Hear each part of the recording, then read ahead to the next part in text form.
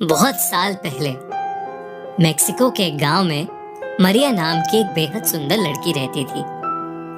वो एक गरीब फैमिली से थी, पर उसकी खूबसूरती की चर्चा पूरे गांव में होती थी।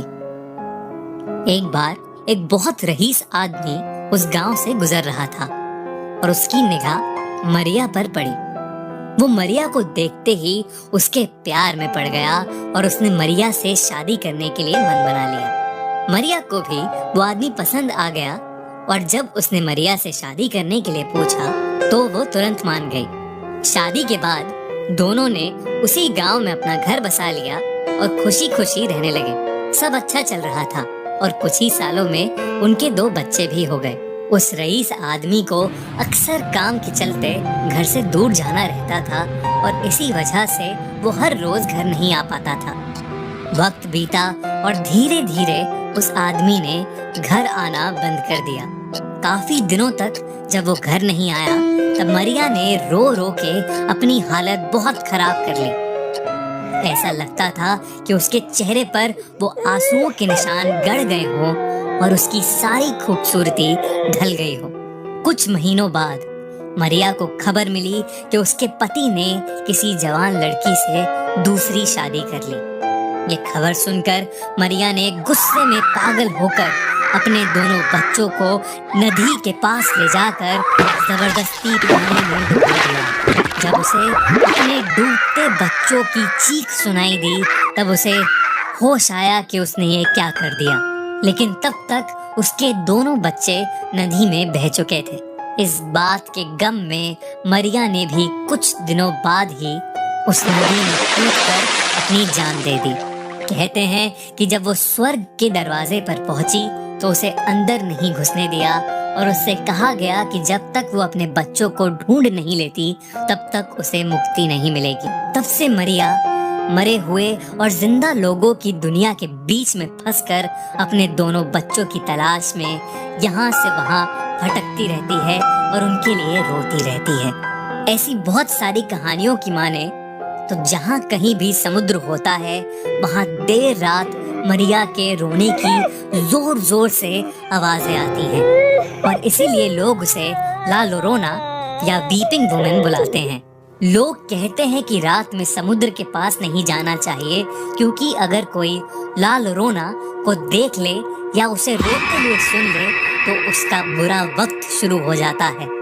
इतना ही नहीं, उस इंसान की डरावनी मौत भी हो सकती है। और तो और अगर कोई बच्चा भूल के भी उसका रोना सुन ले तो वो उसे अपना बच्चा समझ के अपने साथ ले जाती है। वो पहले उससे माफी मांगती है, पर जब उसे पता चलता है कि वो उसका बच्चा नहीं है तो वो उसे समुद्र में डुबोकर मार देती है। एक ऐसा ही किस्सा मेक्सिको में रह रहे पेड्रो के साथ हुआ। एक बार वो और उसका छोटा भाई देर रात तक फुटबॉल खेल रहे थे और उनकी बॉल घर के पास वाली नदी में चली गई। वो दोनों बॉल लेने के लिए नदी के पास गए, तभी अचानक उन्हें किसी औरत के रोने की आवाज आने लगी।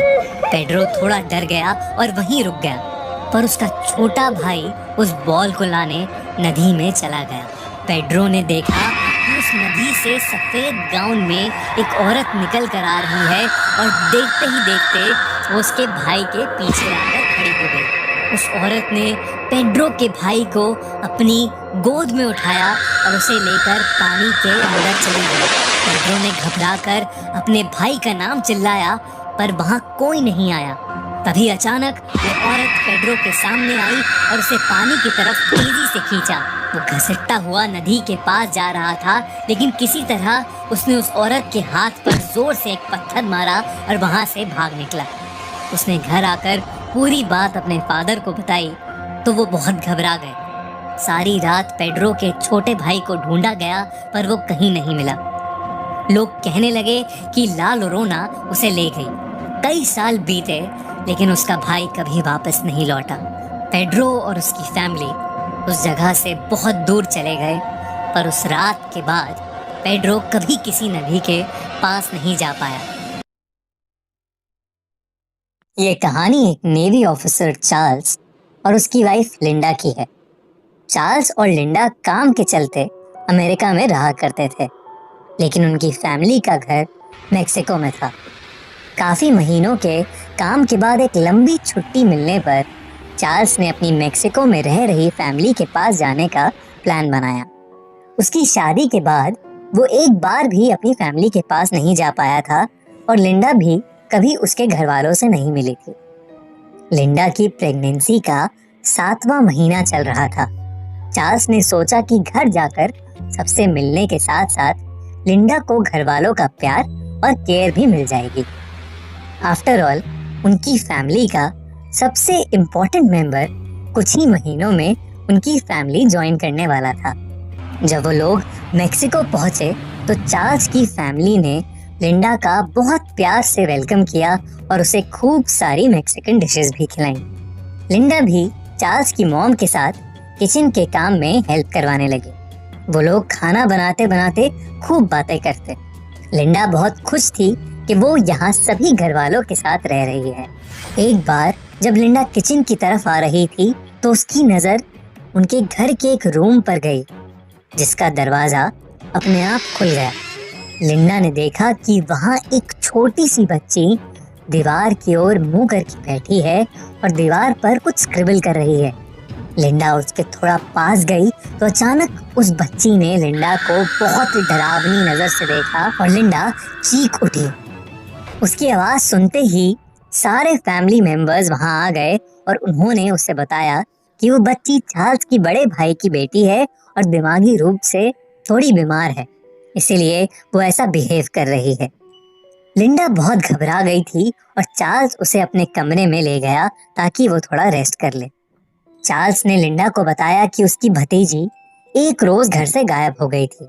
जब आसपास के लोगों ने उसे ढूंढा तो वो समुद्र के पास बेहोश पड़ी मिली। तभी से उसका दिमागी संतुलन बिगड़ा हुआ है और वो उल्टी सीधी हरकतें करती रहती है। लोग कहते हैं कि उसकी यह हालत ला यूरोना को देखने की वजह से हुई है। जब लिंडा ने चार्ल्स से ला यूरोना के बारे में पूछा तब उसने बताया कि वो मेक्सिको के समुद्र के किनारों में भटकती हुई एक आत्मा है जिसने गुस्से में अपने बच्चों को डुबोकर मार दिया था और अब दूसरे बच्चों को अपना बच्चा समझकर उन्हें अपने साथ ले जाना चाहती है। चार्ल्स लिंडा को ला यूरोना के बारे में बता ही रहा था कि किसी ने उसे बाहर बुला लिया। जब तक वो लौटा लिंडा सो चुकी थी। चार्ल्स भी दिन भर की थकान के बाद लेट गया। देर रात में लिंडा को किसी औरत के रोने की आवाज सुनाई देने लगी और उसकी नींद खुल गई। रोने की आवाज धीरे धीरे तेज होने लगी। उसे ऐसा लगा जैसे वो औरत उसके करीब आ रही है। अचानक से उनके रूम के दरवाजे पर जोर से धम हुई और वो रोने की आवाज बंद हो गई। लिंडा पहले तो थोड़ा घबराई पर इस बात पर ज्यादा ध्यान न देकर वो वापस सो गई। अभी उसने आंखें बंद ही करी थी कि कमरे में शीशे के पास पड़ा एक खिलौना बजने लगा। लिंडा ने जब उठकर उस खिलौने को बंद किया तो उसकी नजर शीशे पर गई। उसने देखा कि घर की खिड़की के पास एक औरत खड़ी है। उसने डर के पीछे देखा तो वहां कोई नहीं था, लेकिन जब वो वापस शीशे की तरफ मुड़ी तो वो औरत बिल्कुल उसके पीछे खड़ी थी और उसके हाथ में एक छोटा सा बच्चा था। लिंडा ने जब शीशे में देखा तो उसका बेबी बम गायब हो चुका था। वो औरत लिंडा को देखकर मुस्कुराई और बहुत तेजी से उसे पीछे ढकेला। इतने में चार्ल्स की नींद खुल गई और जैसे ही उसने रूम की लाइट्स ऑन करी तो उसने देखा कि लिंडा बेड के पास बेहोश पड़ी। और जब चार्ल्स ने लिंडा के पेट पर हाथ फेरा तो वो दंग रह गया। लिंडा के होश आने पर वो बहुत रोई। उसने सारे घर वालों को उसके साथ हुआ किस्सा सुनाया। चार्ल्स की भाभी ने डरते हुए बस एक नाम बोला, ला यूरोना। सुबह उनको खबर मिली कि एक 7 महीने के बच्चे की बॉडी समुद्र के पास से बरामद हुई है। चार्ल्स अपनी वाइफ को लेकर वापस अमेरिका लौट गया और फिर कभी मेक्सिको नहीं आया। इस इंसिडेंट के बाद चार्ल्स ने समुद्र के पास जाना छोड़ दिया और अपनी नेवी की जॉब से भी रिजाइन कर दिया। चार्ल्स और लिंडा इस किस्से को भुलाकर अपने दोनों बच्चों के साथ खुशी खुशी अमेरिका में रह रहे थे। तभी एक दिन उनका बेटा अपने दोस्तों के साथ खेलते खेलते समुद्र के पास बॉल उठाने गया और उसे एक आवाज सुनाई दी।